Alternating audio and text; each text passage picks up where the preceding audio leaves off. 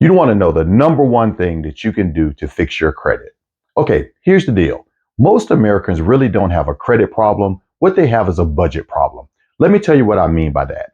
All great decisions start off, especially the financial ones, with you establishing your budget. At the end of the day, most Americans want to make their payments, pay their bills, everything on time. The problem is, a lot of times each month, there's more money going out than there's money that's coming in.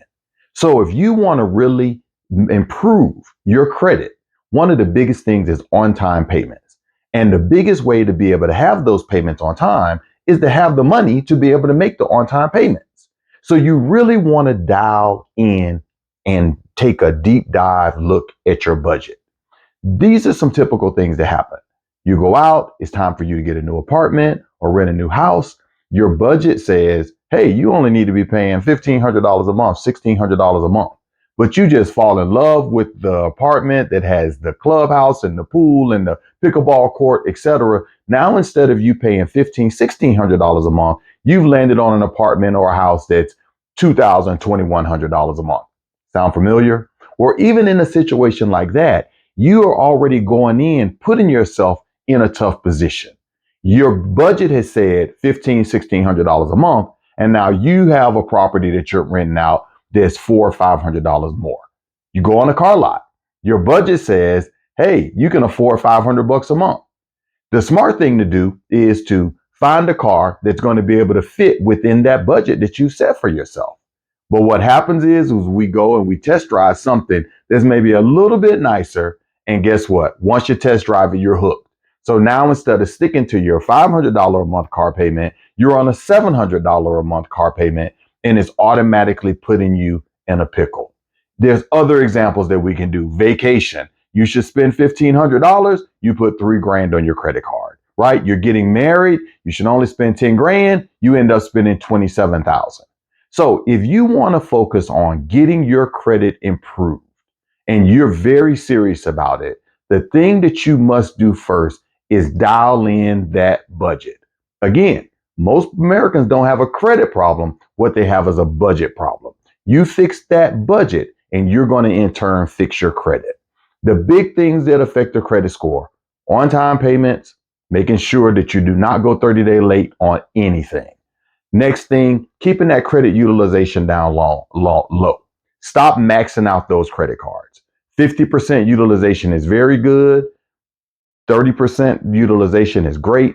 10% or less is absolute excellence. So on-time payments and keeping the credit utilization down, absolute key things. The other thing is also making sure you have the right mixture of credit.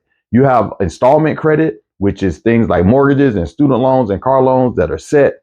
And then you have the revolving credit. Things are like the credit and cards and the line of credits where, you borrow, pay it back, borrow, pay it back.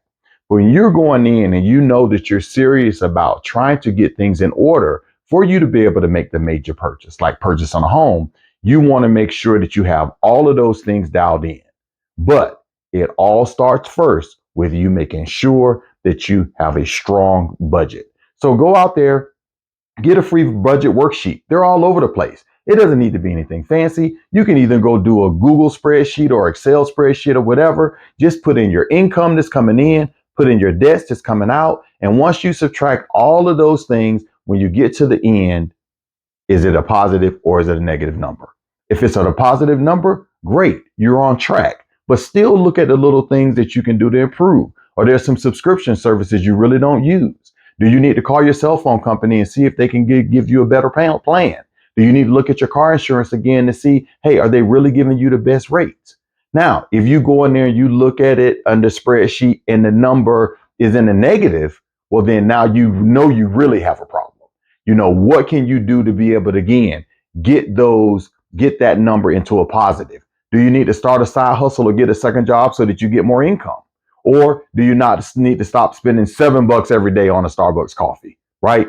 Be able to be very serious and intentional with looking at your budget so that you can make a decision on what you need to do, what you can cut, what you can improve on.